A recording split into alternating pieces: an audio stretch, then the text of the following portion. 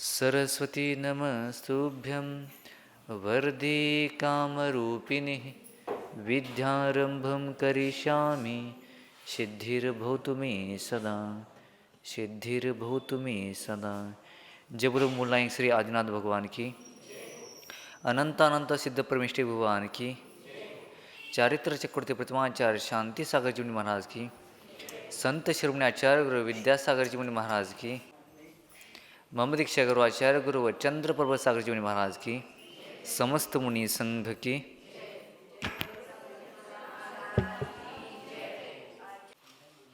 छडाला हा ग्रंथ जुन्या काळामध्ये 3 जणांनी लिहिलेला आहे. सर्वात प्रथम लिहिलेला आहे तो पंडित ज्ञानत्रयजी. त्याच्यानंतर त्यांचंच अनुकृती पाहून पंडित बुद्धजन यांनी छडाला लिहिले होते. आणि बुद्धजनांचे प्रति पाहून पंडित दौलतरामजी यांनी छडाला लिहिले होते. पंडित दौलतरामजी याच्या छडालामध्ये अंतिम जे शेवटचं पद्य आहे त्याच्यामध्ये त्यांनी बुद्धजन यांचं नाव घेतलेलं आहे. त्यावेळी त्यांनी ते काय म्हणले, त्यावेळी त्यांनी तिथं म्हणले की ही मी जे कृती केलेलं आहे हे पंडित बुद्धजनजी यांचे पाहून मी केलेलं आहे. आणि पंडित बुद्धजनजी त्यांनी वक्तव्य केले की माझे जे छडाला आहे ते पंडित ज्ञानत्रय यांचं आहे. तुम्ही षोडशकारामध्ये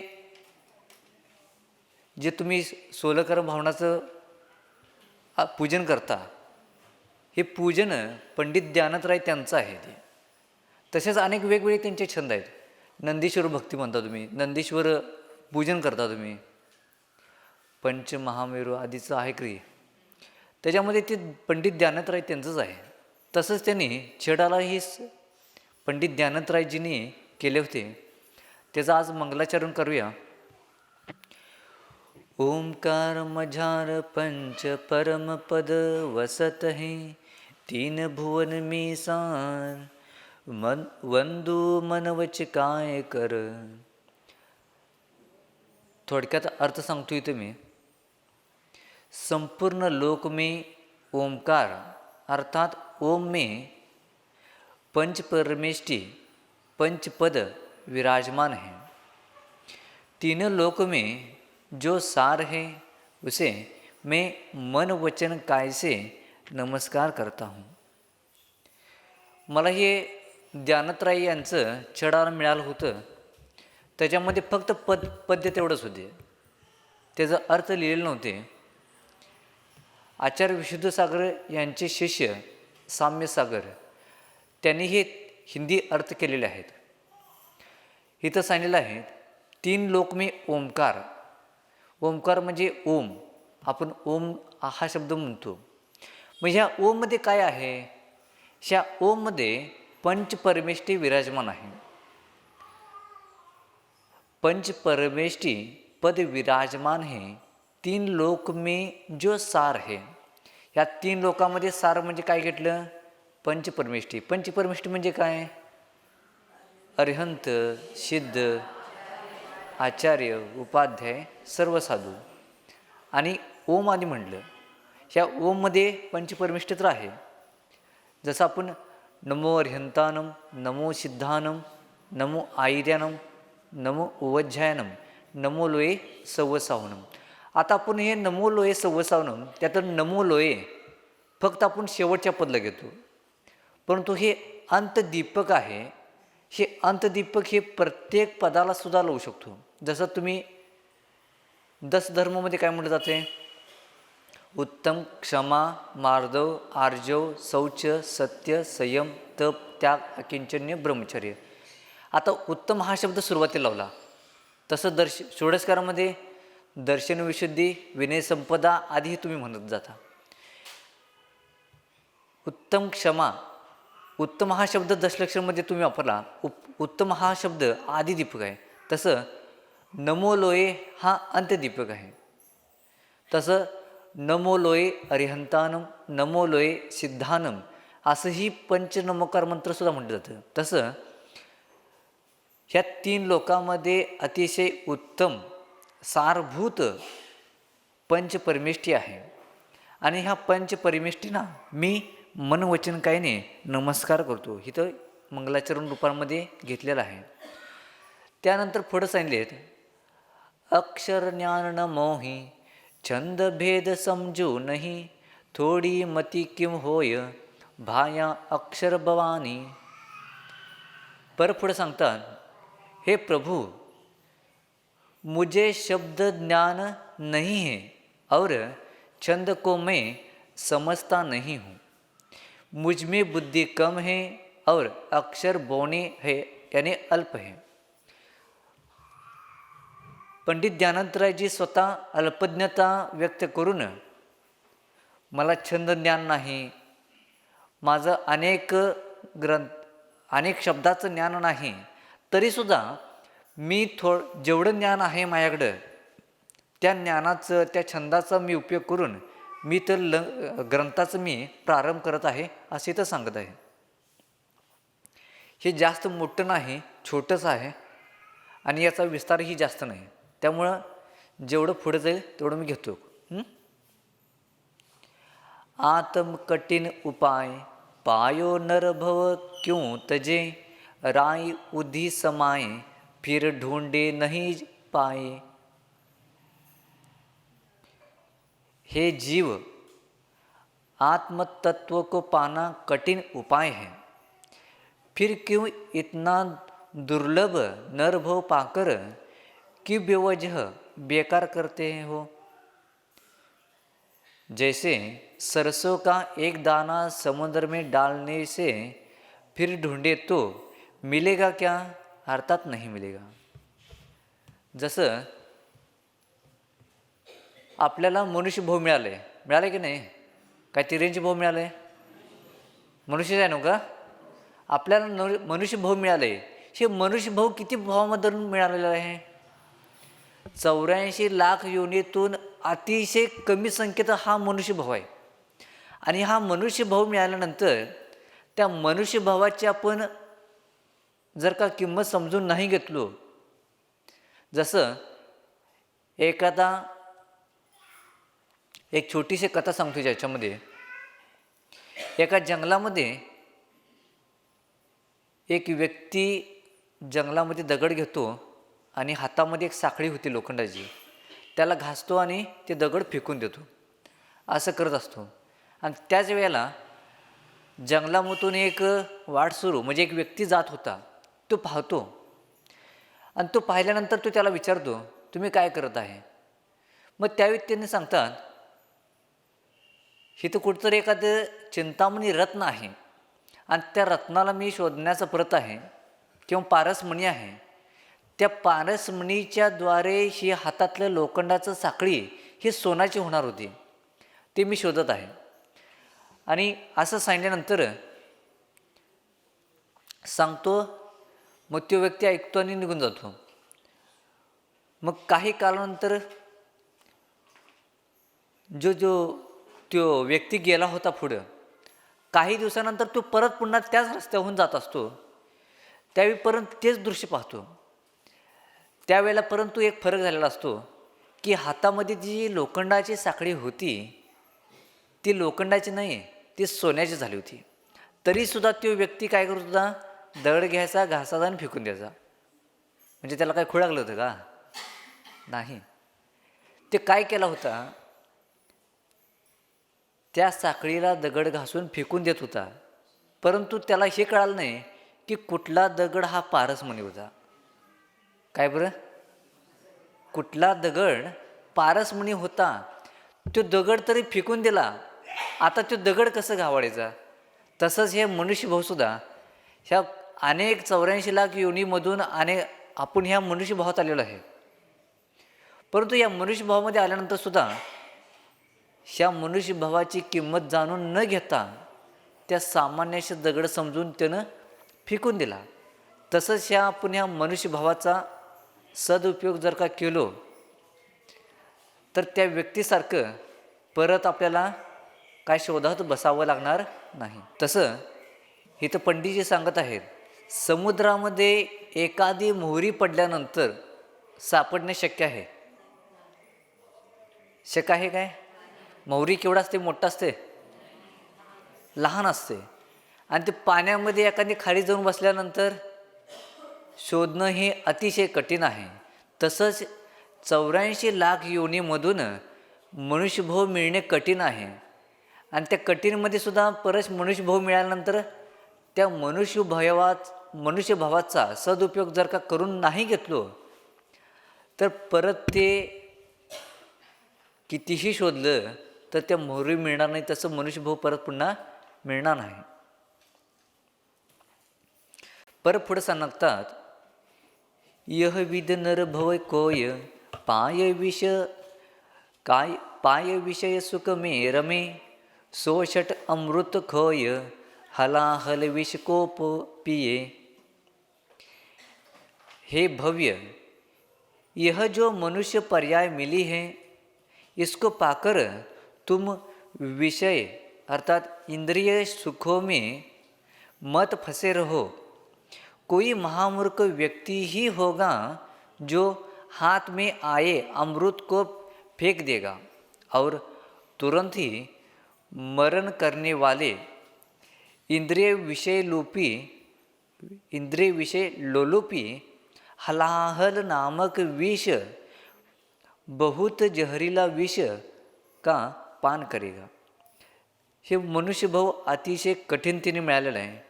आणि ते कठीणतेने मिळाल्यानंतर त्याच्यामध्ये थोड्याशा पुण्याच्या उद्यामुळं इंद्रिय सुख मिळायला चालू झालं. आणि ही इंद्रिय सुख कशाप्रमाणे सांगितलं? हलाहल विषप्रमाणे, म्हणजे अतिशय विषारी विषाप्रमाणे हे सांगितलेलं आहे. परंतु हा जीव त्याच इंद्रिय सुखाच्या इच्छा करून त्याच्यामध्ये तो फसत जातो आणि अमृताचा पान सोडून विषाला ग्रहण करतो आणि त्याच्यामध्ये मरण्यासारखी स्थिती उत्पन्न होते.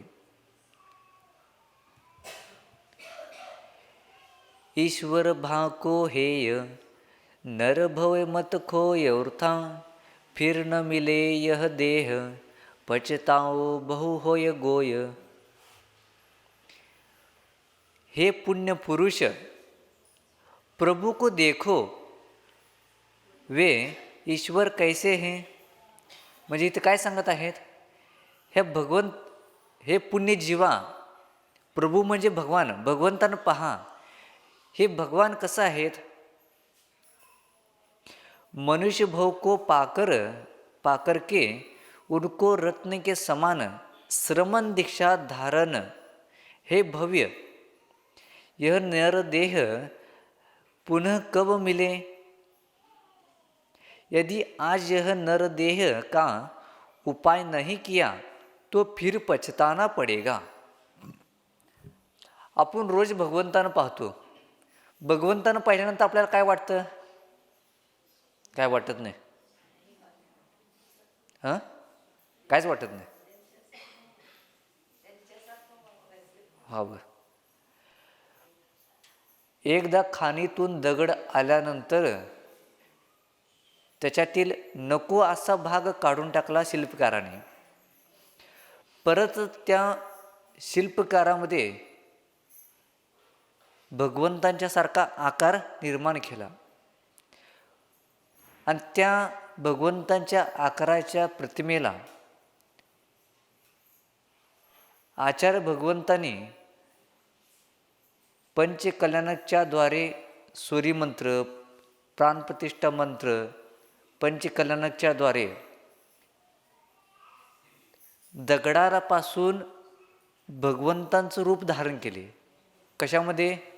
एका पाषाणामध्ये मंत्रसंस्काराच्या द्वारे, स्थापनाद्वारे भगवंतांना तिथं विराजमान केलं. खाणीतून एकदा दगड आला तर पंचपरमेष्ठीला प्राप्त झाले. आणि आपण तर रोज मंदिरला येतो. भगवान तर राहू दे, साधू तर राहू दे, निदान मनुष्य आपण जैन धर्म जैनी आहे असं तर वागण्याचा कधी प्रयत्न केलो का? केलो? नाही. तसं हे मनुष्यभाव अतिशय कठीणतेने मिळालेला आहे आणि ह्या मनुष्यभावाला प्राप्त केल्यानंतर आपण प्रत्येक वेळेला आपण रोजच भगवंतांचं दर्शन घेतो, परंतु हे मनुष्यभावाला प्राप्त करून रत्नासमान का म्हटलं? रत्नत्रय, सम्यक दर्शन, सम्यक ज्ञान, सम्यक चारित्र्य याला धारण केलेले मोक्ष मार्ग. ह्या मोक्ष मार्गाला धारण कोण करतं? हा जीव, मनुष्य जीव हे मुनिराज धारण करतात. आणि हे मुनिराज ह्या पदाला त्याच वेळी सार्थक होतं ज्यावेळी तुम्ही मनुष्यभाव साधना करून दीक्षा घेऊन तो ह्या मनुष्यभावाचा सदुपयोग केला तर. आणि जर ह्या मनुष्यभावाचा जर का व्रत नियम आदी जर का धारण नाही केलो तर हे मनुष्यभाव मिळूनसुद्धा व्यर्थ आहे. म्हणून ज्ञानत्रयजी सांगत आहेत की ह्या मनुष्यभावाची प्राप्ती झाल्यानंतर त्याचा सदुपयोग करून घ्यावा, किंवा अन्यथा पश्चातावा म्हणजे पश्चाताप होईल. बघा काय करताय चातुर्मासमध्ये. निदान छोटे छोटे नियम जरी घेतला तर कालांतरानं ते मोठे महासागरामध्ये परावर्तन होतं. नदीचा उगम अतिशय छोटा असतो, परंतु समुद्रापाशी छोटाच राहतो. कसं राहतो? मोठा होतो. तसं आज आपण छोटे छोटे नियम घेतलो तर कालांतरानं त्याची दृढता म्हणा किंवा त्याच नियमाचं पालण्याच्या माध्यमातून पुण्याची प्राप्ती एवढी होते की कालांतरानं अनुव्रताचं महाव्रतामध्ये परिवर्तन आपण करून घेऊ शकतो. उत्तम नर अवतार पायो दुःख कर जगत में, यह जिय सोच विचार टासो संग लीजिए. हे मानव, तूने सर्वोत्कृष्ट यह नर म्हणजे मानव जन्म पाया है. दुख भरे संसार में विचार करके कुछ ऐसा कर्म करो जो परभव के साथ में जा सके. हे मनुष्यभाव मिळालेलं तर आहे, परंतु या मनुष्यभावामध्ये आल्यानंतर जर का दीक्षा घेऊन त्याच भावामध्ये मोक्षाला गेलं तर अतिउत्तमच आहे. जर का त्याच भावामध्ये जर का जरी मोक्ष झालं नसलं तर भविष्यामध्ये मोक्ष मिळण्यासारखं पुण्य तर मिळवायला पाहिजे का नाही? पाहिजे काय नको? का अजून कुठं लई फिरायचं आहे? अजून फिरायचं नाही? बरं. आपण षोडशकारण पूजा कशासाठी करतो? तीर्थंकर प्रकृतीचा बंध होण्यासाठी. बरं, तीर्थंकर प्रकृतीचा बंध कुठं होतो? तीर्थंकरांच्या पादमुलामध्ये, केवली किंवा श्रुत केवलींच्या पादमुलामध्ये तीर्थंकर प्रकृतीचा बंध होतो. आता इथं तीर्थंकर आहेत का केवली आहेत किंवा श्रुत केवली आहेत? कोण नाही. मग तरी पण काय करतो पूजा? हां, भले आता तीर्थंकर नाहीत, केवली नाहीत, श्रुत केवली नाहीत, परंतु इथं भावना आपल्याला ही करायचं आहे की भलेही मला आता द्रव्य रूपानं इथं मला तसं मिळालेलं नाही, परंतु पुढील भावामध्ये असं माझ्या पुण्याची प्राप्ती हो. द्रव्य, क्षेत्र, काल, भाव, भव ह्या असं उत्तम मिळो की मला तीर्थंकर प्रकृतीचा बंध होऊन मी लवकरात लवकर मोक्षाला जाईन. भले आता तीर्थंकर नाहीत, केवली नाहीत, श्रुत केवली नाहीत, ना चतुर्थकाल नाही, कारण केवली आधी हे चतुर्थकालात आहेत, परंतु आपण पंचम कालामध्ये. परंतु भावना काय करायची आहे? तुम्ही षोडशकारण करताना काय भावना करताय? माझा संसार अजून वाढू दे, मला अजून एक भव फिरायचं आहे, असं भावना करताय काय? लवकरात लवकर मला मोक्ष प्राप्ती होऊ दे, तीर्थंकर पूर्ण मिळू दे, असे करताय. मग याच्यासाठी भलेही आपल्याला इथं साक्षात तीर्थंकर नाही, परंतु परोक्ष रूपानं आपण इथं ही भावना करायचं आहे की भविष्यामध्ये मला तीर्थंकर प्रकृती बंद होण्यासाठी तसं द्रव्य क्षेत्र काल आधी मिळो. तसंच इथं भावना काय करायचं आहे किंवा प्रयत्न काय करायचा आहे, हे मनुष्यभाव मिळाल्यानंतर ह्या मनुष्यभावाचा सदुपयोग केलो तर कमीत कमी भावामध्ये मी मोक्षाला जाऊ शकतो. दीक्षा घेतल्यानंतर किंवा व्रत अनुव्रत किंवा महाव्रताचं धारण करून इथं पुण्याची एवढी प्राप्ती करायची आहे, कर्माची एवढी निर्जर करायची आहे की कालांतरानं मला तीर्थंकर प्रकृतीचा बंध व्हावा.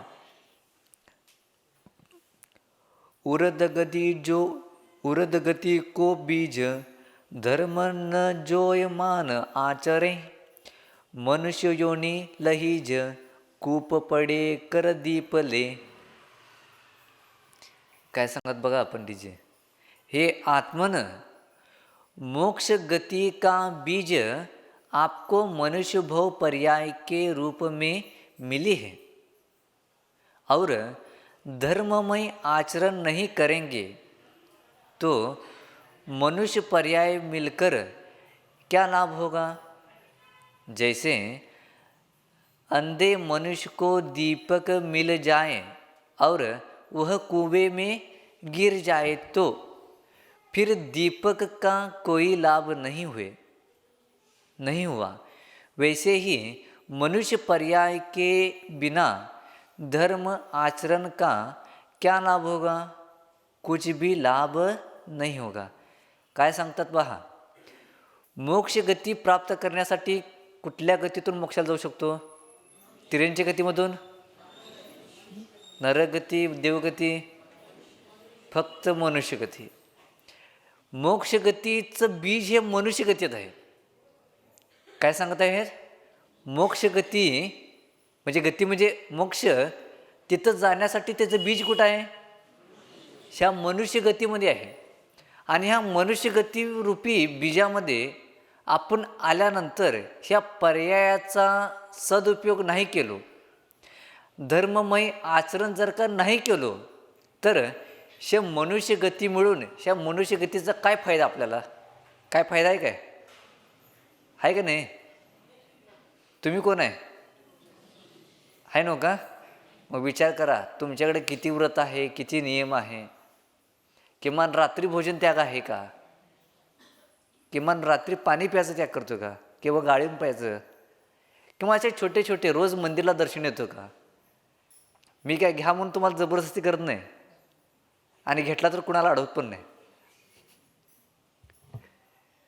तसं इथं पंडितचे सांगत आहेत, मी सांगितलं नाही, पंडितचे सांगत आहेत इथं ह्या मनुष्यगतीचं हिथं भव मिळाल्यानंतर त्या मनुष्यगतीचा सदुपयोग करून नाही घेतलो, धर्ममय आचरण व्रत नियम आदी याचं पालन नाही केलं तर मनुष्य भव मिळून काही उपयोग नाही. जसं एखाद्या आंधळ्या व्यक्तीला, कुणाला, आंधळ्या व्यक्तीला त्याच्यामध्ये हातामध्ये बॅटरी म्हणा किंवा कंदील म्हणा, प्रकाशयुक्त वस्तू दिलेली आहे आणि तो जात आहे. तो जात असताना कुएं में गिर जाए, कुएं म्हणजे विहिरीमध्ये जर का तो पडला तर ते हातामध्ये बॅटरी आधी आहे तर त्याचा काय दोष आहे का. दोष कोणाचा, त्या व्यक्तीचा का त्या विहिरीचा. दोष हा त्याचं अंधत्व, डोळं नाही, म्हणजे डोळं म्हणजे दृष्टी त्याच्यामध्ये नाही, शक्ती नाही. तसं अंध व्यक्तीला दीपक दिला म्हणजे बॅटरी दिला आणि तो व्यक्ती जर का विहिरीत पडला तर त्या बॅटरीचा काही दोष नाही, त्याच्या दृष्टीचा दोष जसा आहे तसं हे मनुष्यभाव मिळाल्यानंतरसुद्धा हा मनुष्य धर्माशिवाय जर का राहिला, धर्माशिवाय जर का हा व्यक्ती, हा जीव जर का आचरण केला तर तुम्हाला मनुष्यभाव मिळूनसुद्धा काय उपयोग आहे का, नाही. मग विचार करा काय करायचं. परत पुढं सांगतात, या पहिल्या ढालीमध्ये 8 श्लोक आहेत, त्यातलं अंतिम श्लोक आहे ऋषिवर के सुन बेन, सार मनुष्य सब योनि में, जो मुख ऊपर नैन, भानु दीपे आकाश में। हे भव्य जीव, गुरु के वचन सुनो। सार यही है कि यह मनुष्य पर्याय सभी पर्यायों में श्रेष्ठ है। जैसे मुखमंडल पर नाक के ऊपर आँख शोभनीय है और आकाश में सूर्य जगत को प्रकाशित करता है, वैसे ही मनुष्य पर्याय में केवली होकर लोक अलोक प्रकाशित करते हैं। इथं काय सांगत आहेत, हे भव्य जीवा, ह्या गुरु म्हणजे जे पूर्वाचार्य झालेले आहेत किंवा भगवंतांची वाणी आहे, ह्या वाणीला ग्रहण करून पूर्वाचार्यांचं शास्त्राच्या द्वारे जिनवाणीला ग्रहण करून त्याच्यातून सार हे काढलेलं आहे की हे मनुष्य पर्याय मिळणे अतिशय कठीण आहे आणि सर्व पर्यायामध्ये अतिशय हा मनुष्य पर्याय श्रेष्ठ आहे। जसं नाकाच्या वर काय असते, डोळे, जसं नाकाच्या वर डोळे हे शोभनीय आहे, नाकाच्या वर डोळे शोभनीय आहे, तसं जैसे मुखमंडल पर नाक के ऊपर आँख शोभनीय है और आकाश में सूर्य जगत को प्रकाशित करता है। आकाशामध्ये सूर्य हा जसं प्रकाशित करतो तसं हे मनुष्य भावामध्ये मनुष्यभावाचं अति उत्तम सदुपयोग करून घेतलेले जीव म्हणजे मुनिराज आहेत आणि ह्या मुनी पर्यायातून त्यांनी परत त्यांची विशुद्धी वाढवून केवली झालेत। केवली म्हणजे केवलज्ञान प्राप्त झालेलं आहे आणि त्यांच्या केवलज्ञानामध्ये लोक अलोक हे प्रकाशित झालेले आहे। म्हणजे केवलज्ञानाच्या द्वारे हे तीन लोक, ऊर्ध्वलोक, मध्यलोक, अधोलोक आणि लोकाकाशच्या बाहेर, तसं लोक अलोकला जाणारे केवली भगवान अतिशय उत्तम आहेत, श्रेष्ठ आहेत। आणि जसं अरिहंत भगवान, केवली भगवान घाती कर्माचा नाश केल्यानंतर केवलज्ञानाच्या द्वारे लोक अलोकला जाणतात आणि लोक अलोकला जाणल्यामुळे त्यांनी 7 तत्व, 9 पदार्थ आदी ह्या सर्व द्रव्यांना जाणून घेऊन त्यांनी समोर शरणामध्ये धर्माचा उपदेश देतात। ह्याच प्रकारे ह्या मनुष्यभावाचा सदुपयोग करून असे अरिहंत, सिद्ध, आचार्य, उपाध्याय, सर्व साधू असे पंचपरमेष्ठी अतिशय उत्तम पदाला प्राप्त करू शकतो। म्हणून हे मनुष्यभाव अतिशय उत्तम आहे आणि ह्या मनुष्यभावाचा सदुपयोग करून घ्यावा अशी इथं भावना केली आहे। आणि ह्या प्रकारे इथं पंडित ज्ञानराय यांचं प्रथम ढाल इथं समाप्त झालेलं आहे। ओम नमः।